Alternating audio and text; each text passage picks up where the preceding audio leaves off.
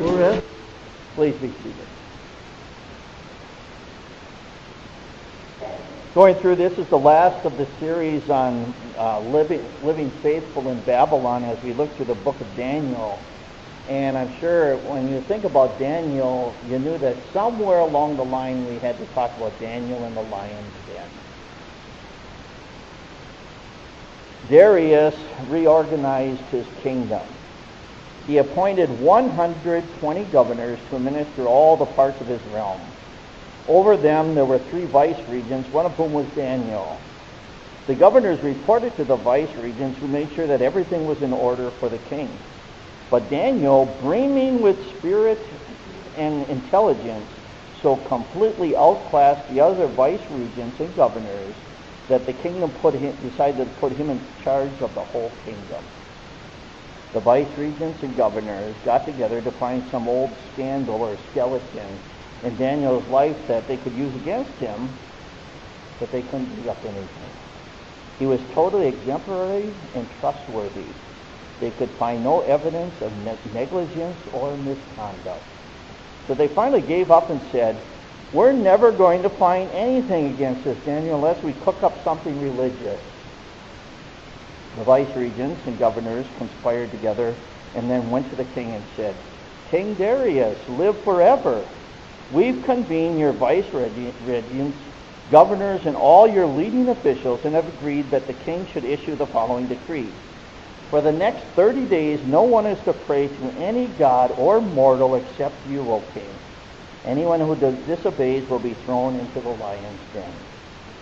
Issue this decree, O king, and make it unconditional, as if it was written in stone like the laws of the Medes and the Persians." King Darius signed the decree.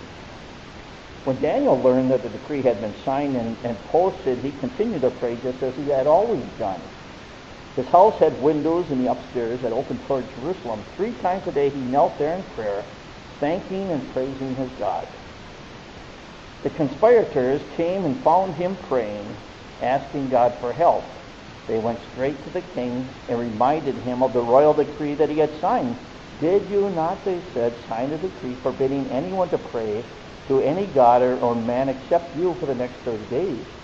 And anyone caught doing it would be thrown into the lion's den." "Absolutely," said the king, "written in stone like all the laws of the Medes and Persians." Then they said, "Daniel, one of the Jewish exiles, ignores you, O king, and defies your decree. 3 times a day he prays." At this, the king was very upset and tried his best to get Daniel out of the fix he put him in. He worked at it the whole day long. But then the conspirators were back. "Remember, O king, it's the law of the Medes and Persians that the king's decree can never be changed." The king caved in and ordered Daniel brought and thrown into the lion's den. But he said to Daniel, "Your God, to whom you are so loyal, is going to get you out of this." A stone slab was placed over the opening of the den. The king sealed the cover with his signet ring and the signet rings of all of his nobles, fixing Daniel's fate. The king then went back to the palace. He refused supper. He couldn't sleep. He spent the night fasting. At daybreak, the king got up and hurried to the lion's den. As he approached the den, he called out anxiously, "Daniel, servant of the living God, has your God, whom you serve so loyally, saved you from the lions?" "O king, live forever," said Daniel. "My God sent his angel, who closed the mouths of the lions so that they would not hurt me. I've been found innocent before God and also before you, O king. I've done nothing to harm you." When the king heard these words, he was happy. He ordered Daniel taken up out of the den. When he was hauled up, there wasn't a scratch on him. He had trusted his God.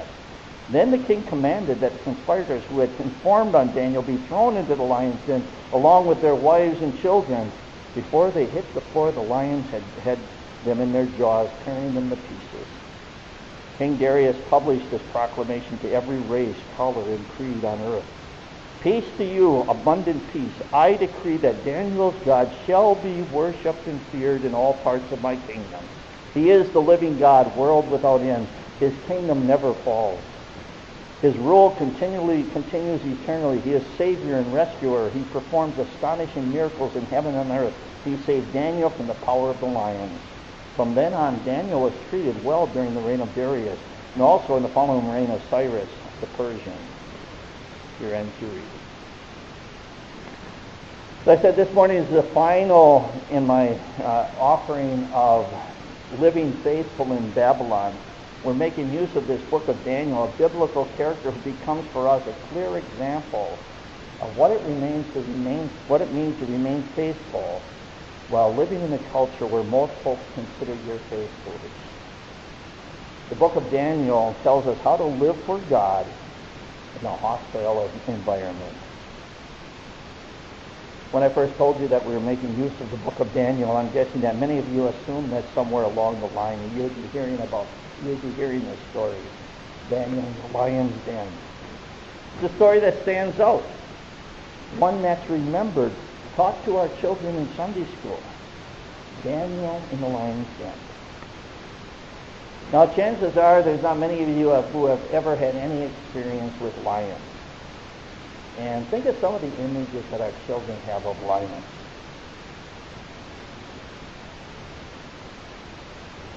Now, he tried to play his part real fierce. Remember when Dorothy and the Tin Man and the Scarecrow approached him? But the cowardly lions couldn't do much to frighten them. Or how about Simba? He's more playful than ferocious. And even lions in the circus. Although we would remain a little bit cautious, they appear to be under control. But the lions in Daniel's story were quite ferocious, quite dangerous. It's shown as the story ends that those who conspired against Daniel, as when they were thrown into the lion's den, because even before they hit the ground, they were in the lion's jaws, being torn into pieces. First Peter, we read this: be watchful and control yourselves. Your enemy, the devil, is like a roaring lion. He crawls around looking for someone to swallow up. Stand up to him. Remain strong in what you believe. You know that you're not alone in your suffering. The family of believers throughout the world is going through the same thing. Therefore, it shouldn't be any surprise that the devil has an army of supporters whose major call in life is to harass us, trick us, trip us up if they can. Now, none of you are probably ever going to be thrown into the lion's den.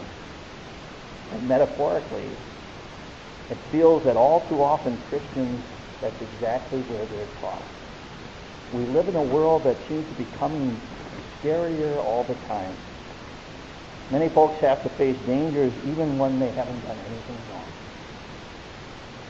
Jesus made it clear that when you follow him, you can expect to face persecution and danger.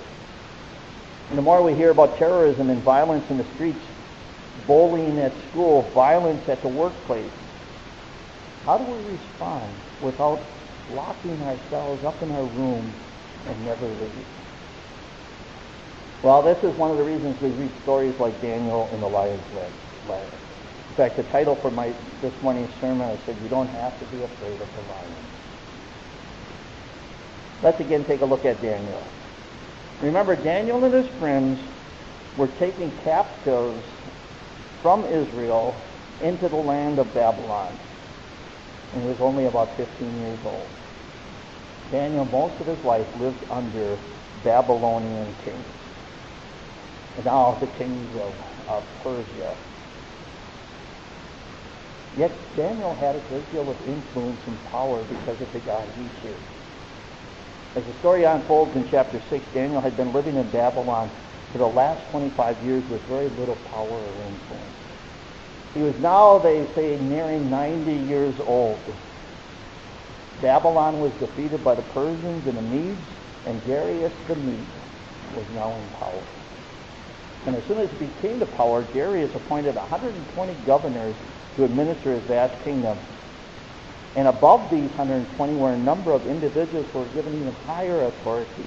And it says Daniel was one of them. And quickly Daniel distinguished him, and the king appointed him head honcho. It seemed that the only one who had any more power than Daniel was the king himself. Then comes the interesting part of the story. It says the vice regents and the governors, surprise, surprise, they became jealous. So they decided to scheme against Daniel. It was easy. All they had to do was come up with some dirt on him. Sound familiar? But this is the fascinating part. Daniel, now almost 90 years old, and had lived a long life, and they could not find any dirt. Not even a small scandal that would stick. In fact, this is what we read. They couldn't dig up anything. He was totally exemplary and trustworthy. They could find no evidence of negligence or misconduct. They couldn't find anything he shouldn't have done, and they couldn't find anything that he should have done that he did. A virtuous man in every way. They couldn't find anything. Can you imagine politics today if you were able to describe the candidates that were brought forward to high office in that way? We read, they finally gave up and said, we're never going to find anything against this Daniel unless we can cook up something religious. Now they knew Daniel well enough that the only thing that they could get on him was that his loyalty to God surpassed his loyalty to the king. He would love God more than job or position. And because they knew that about Daniel, they were brilliant in their attack. Because they also knew the ego of the king. They knew that King Darius would take the bait. What king wouldn't want to be honored as a god? And doesn't it seem true that we live in a society where leaders all too often are driven by jealousy or ego? Too many of them are painted with indignity, dishonesty, and corruption. So King Darius acts the normal human response. He wants to be loved and honored by everyone, and he had the power to force them to worship him. Love him, worship him, or face the lion. It was only for 30 days after all. No one would be so foolish as not to bow down to the king for 30 days to avoid to be torn apart by lions. So King Darius made it the law. He would be God for 30 days. Daniel had an easy way out. He could have remained loyal to God, just not tell anyone. He could have prayed silently behind curtains in his room, just shut the windows. And that's why the story tells us so clearly. He prayed 3 days a week, 3 times a day, with the windows wide open for everyone to see. Now, what would you do if a law came down that it was illegal to pray? What if it were illegal to pray in the school? Can you imagine that? What if it were illegal to go to church? Understand that's true in some countries. In fact, when the Iron Curtain fell, some were surprised to learn that on the east side of the wall, faith was still very much alive, even though it was illegal. What if it were illegal to go to church? Maybe not punishable by death, but what if every time you went to church, you were issued a massive ticket that you had to pay?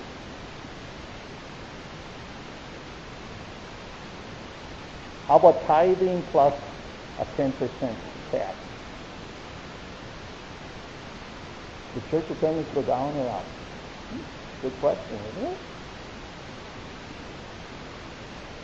You know what I think? I think it would go up. See, Daniel only knew one way. For almost 90 years, he had worshipped the Lord as the one and only God. And it wasn't going to change with the fear of lions and tossed at him. Think of Daniel. For all of his life, he followed the routine. He prayed 3 times a day. 3 times a day for 85 years, that means 93,000 prayers. Think it was habit? No wonder he simply went back to his room and he started praying. He couldn't do any other. That's who he was. For Daniel, praying was like breathing. To not pray, to not honor the Lord, was the same as not being alive. Now, for Daniel, he couldn't be sure that the Lord would send angels who would shut the mouths of the lions. Kind of interesting. The king kind of thought he would. But Daniel understood that even if he were eaten by lions, at least he would not be caught not honoring the Lord. Daniel, because he knew the Lord, he knew that no matter what, he couldn't lose. Even in death, he couldn't lose. If he had been torn to shreds, the angels would carry him to the presence of the Lord. See, having faith in God and what he promises always takes the power of the lions away. So the story of Daniel reminds us that God, one way or another, protects those who place their trust in him. The story tells us that it's the angel of the Lord that shuts the mouths of the lions. The lions didn't leave Daniel alone because Daniel was somehow hiding in a corner, or that the lions weren't hungry. The lions did not hurt Daniel because Daniel was under the protection of the Lord. And the story ends very much like the other stories in Daniel. King Darius published this proclamation to every race, color, and creed on earth. Peace to you, abundant peace. I decree that Daniel's God shall be worshipped and feared in all parts of my kingdom. He is the living God, world without end. His kingdom never falls. His rule continues eternally. He is Savior and Rescuer. He performs astonishing miracles in heaven and on earth. He saved Daniel from the power of the lions. From then on, Daniel was treated well during the reign of Darius and also in the following reign of Cyrus the Persian. Actually, it was Cyrus who, when he came to power, actually finally released the Israelites so they could go back home to Jerusalem. Notice who gets glory in the 6th chapter of Daniel. Not Daniel. Now, granted, Daniel is remembered in this chapter as a man who was virtuous in every way. But the truth, Daniel's only interest was, to God be the glory. He wasn't looking for glory or exaltation for himself. The ending of the chapter is exactly what he wanted all along. To God be the glory. And that's the thread that weaves all the way through the book of Daniel. Nations rise and fall, governments come and go, but glory be to God. Yet if not for the faith and the devotion of Daniel and his companions, no one would have ever known about the Lord and his love. See, Daniel lived life consistent from start to finish. Walking into Babylon, or being taken into Babylon at the age of 15, all the way into the 90s. He was virtuous because he honored the Lord. Now, it would be good for us to learn that the kind of life that we live reflects on the God who we worship. I remember seeing a poster like this. If you were accused of being a Christian, would there be enough evidence to convict you? Think about that again. The only thing that could ever come up to charge Daniel with was that he loved the Lord. He worshiped the Lord. That his total commitment to the Lord would never be compromised. Of course, the poster would seem to suggest that if you're accused of something, that you ought to try to defend yourself. Daniel didn't have to. He knew who he was. And he knew that if he needed any kind of defense, it would be the Lord who would defend him. I once heard somebody say that for Daniel, his bedroom was the lion's den. That's where the battle was fought and won. By continuing to commit himself to prayer, he won the battle that mattered. When he won the battle that the real lions never even mattered. We like to think that the miracle was that Daniel survived a night with the lions. But the greatest miracle is that he continued to pray when he knew that he might be thrown to the lions. He knew it might mean the end of his life, but he did not refuse to pray. So the message from Daniel is clear to us. Christians who live for God, we can expect opposition. Living for Christ in a secular world can be difficult. But if you live for Christ, on the job, in the office, in the classroom, in your neighborhood, God will be there with you. Finally, the book of Daniel teaches us one more important lesson, that when you remain faithful to God, he can use you to touch some unlikely people. Daniel's faith swayed the hearts of kings and unbelievers alike. See, that's life in Babylon. Don't be discouraged when you're surrounded by people who do not share your faith. God has the power, and he might even use you to change hearts. Amen.